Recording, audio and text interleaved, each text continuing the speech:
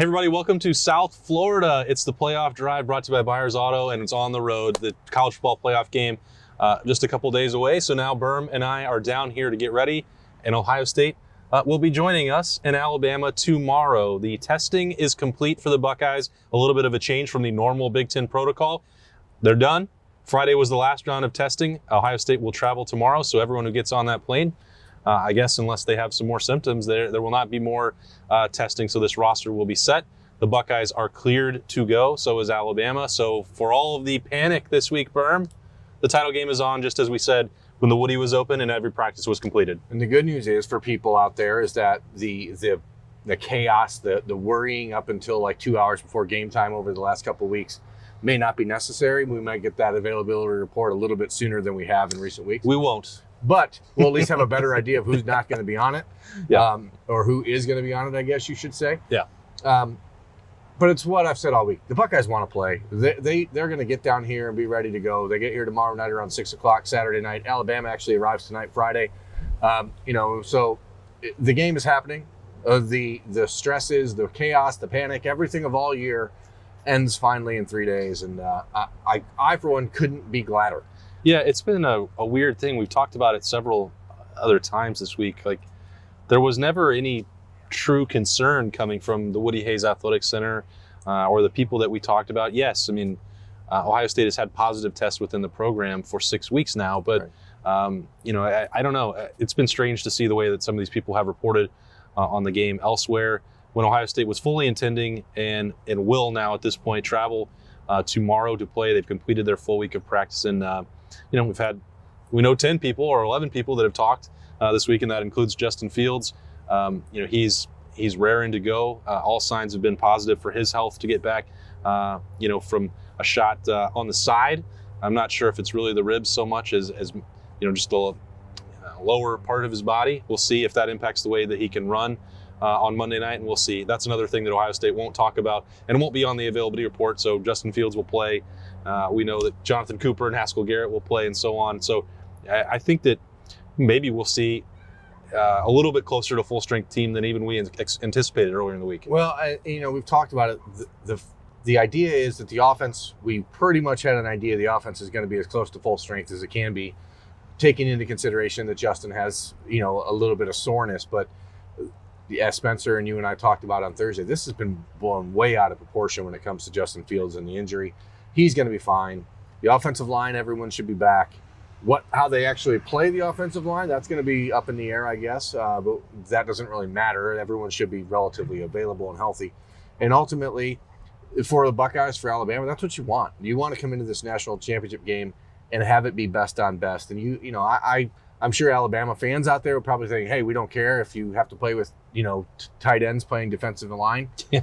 But doesn't seem like Ohio State's going to be forced to do that. And again, I'm just annoyed because the entire week of all this conversation and all the rumors and speculation has come from people that really have no idea why they're doing it. And I think in this sort of year, it's been really easy to give negative guesses about things and be proven right. And it's just that doesn't mean that you are actually right. It means you're a cynic and that you're reading cues because it's the world right now. So who knows? Yeah, it's been a lot of unnecessary stress.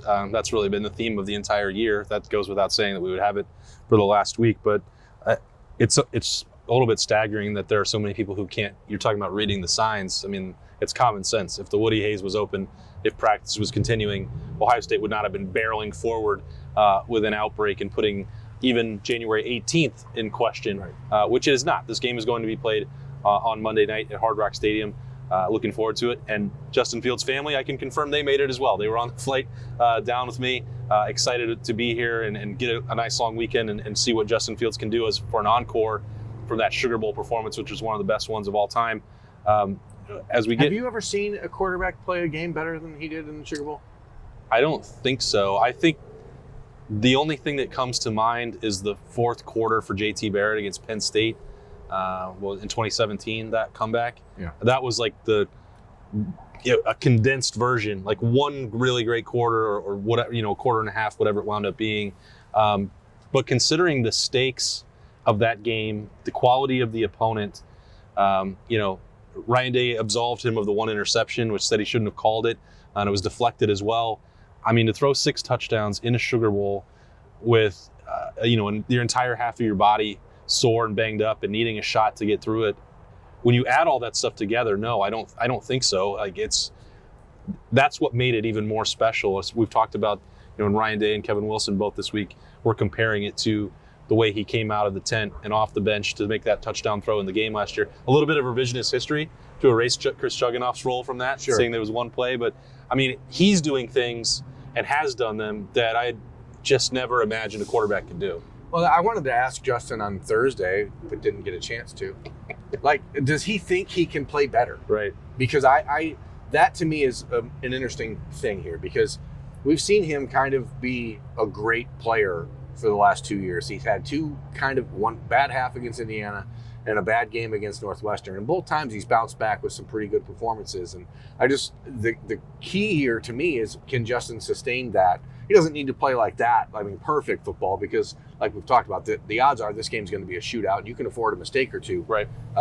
Because Alabama will make a mistake or two as well. They're not going to shy away from being aggressive with the football, and the Buckeyes should be back to full strength in defense in the back half as well. So you think that there's maybe an opportunity to step up and make a play back there.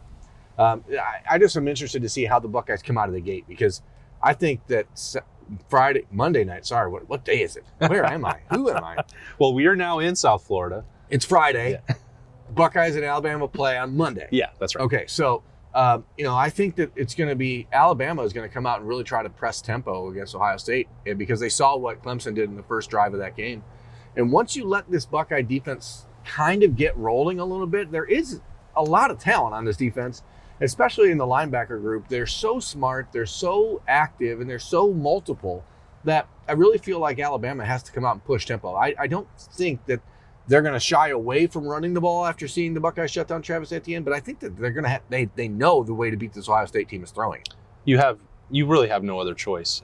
The way that front seven is playing for Ohio State, I keep saying it, but it's remarkable to put it in contrast with where this team was 2 years ago when Ryan Day inherited the program and the worst statistical defense in school history.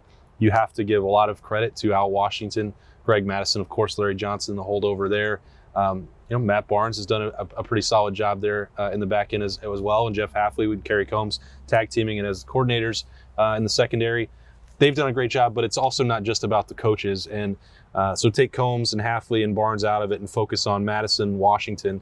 What they've done with the linebackers, truly amazing. But it's also those guys, Justin Hilliard, they have to buy in, Borland, Pete Werner, Baron Browning. These guys were all sophomores, true sophomores when that was happening. Yeah. I mean, they were forced to play in a defense that was extremely complicated. What the Buckeyes have done over the last 2 years with these guys, number one, they've simplified the defense.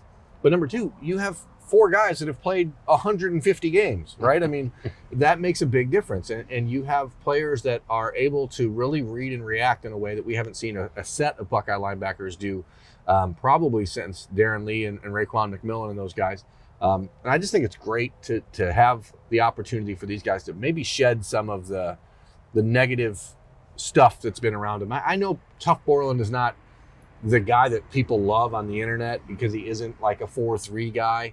I still don't understand why Pete Werner has been ever the subject of people's scorn, because he's been the best linebacker on this team for 3 years. So I don't entirely get that, but I can just sense the comment section filling up right now. Yeah, I'm inviting that. I want that to happen, because if the Buckeyes are able to win this game on Monday night, it's going to be because of those linebackers. Yeah. And I think that I hope that people will walk out of that game going, wow, we were totally wrong about those guys. I don't think that's going to happen, because I don't think people will ever admit that they're wrong about anything. But, it hasn't been all bad for those guys. And it's kind of, Baron Browning, Tough Borland, Pete Werner, they've all had their ups and downs on the field, but for the most part, they've been pretty good. Well, the rise of Justin Hilliard in these last 2-3 games is also really important in my mind, because it may allow Baron Browning to do. We know that Tyler Friday and Zach Harrison did not play in the Sugar Bowl.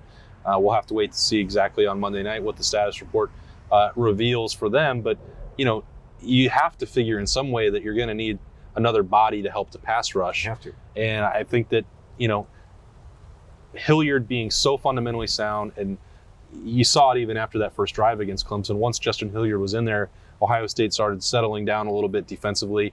He is making some phenomenal plays against that screen game, and if Alabama tries to do that, you can put a lot of trust in Pete Warner, Tuff Borland, and Justin Hilliard to handle that. And if those linebacker duties are handled and solid, guess what? You get to just turn Baron Browning's athleticism loose to go get the quarterback, and you watch him. I mean, his first step, this sounds stupid and crazy, just the first step, he looks like he's like Chase Young athletic coming off the football. I am not suggesting in any way, shape, or form that Baron Browning is as good of a pass rusher as Chase Young, but you can see some of that hallmarks. And when he arrives, that football can get loose in a hurry. I just think that this is a game where Baron Browning is going to have an impact, and I think that's the way it will be. Yeah, I agree. And I think that's especially true if Ohio State adjusts on the back half.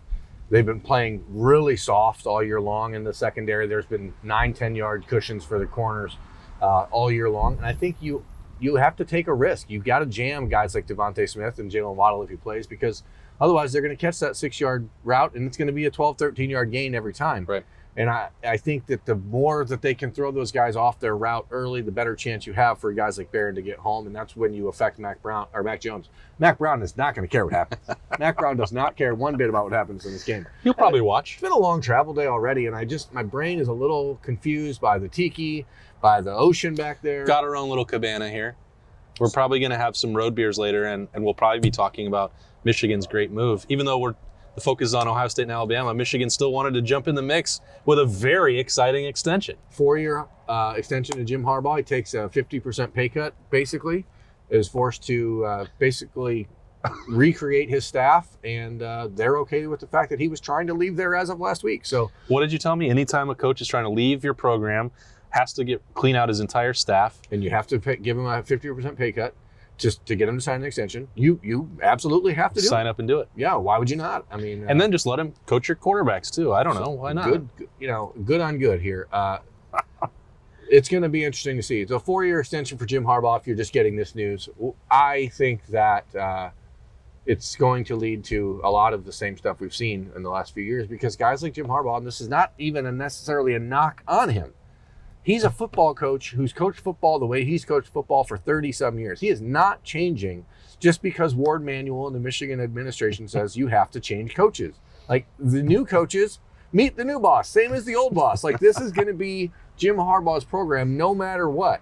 And I have a tough time believing that when he's been so obviously trying to leave Michigan, that taking a 50% pay cut is going to instill in him a new vigorous energy that is going to be like, yes, now I've finally got everything I'm looking for here in Ann Arbor. I just don't see it. And an enthusiasm unknown to mankind. Now, this is an extension unknown to mankind, because never in history has a coach who's been so purposely trying to leave a program but agreed to take a 50% pay cut when he didn't have to. His contract was not up. He still had a year left. And then is forced to remove 90% of his coaching staff, except for his son, and then hires his first new hire is a defensive coordinator hired from his brother. And I mean, it seems to me that, again, you might see the same problem happening in Ann Arbor that has been happening in Ann Arbor. But hey, for those of you watching this show, I'm sure you don't care. Neither does Mac Brown. Well, that's also why the playoff drive brought to you by Byers Auto is an Ohio State show, because it's at the playoff and Michigan doesn't have to worry about ever being here. It's no big deal. So we'll continue to talk about Ohio State and Alabama. Michigan can complete its new revamped old staff, and we'll get ready for Monday night down here in South Florida. The Buckeyes are done with testing. They are on the way. They will be here tomorrow. Berm and I will have full coverage for you at Lettermen Row of Ohio State and Alabama at lettermenrow.com.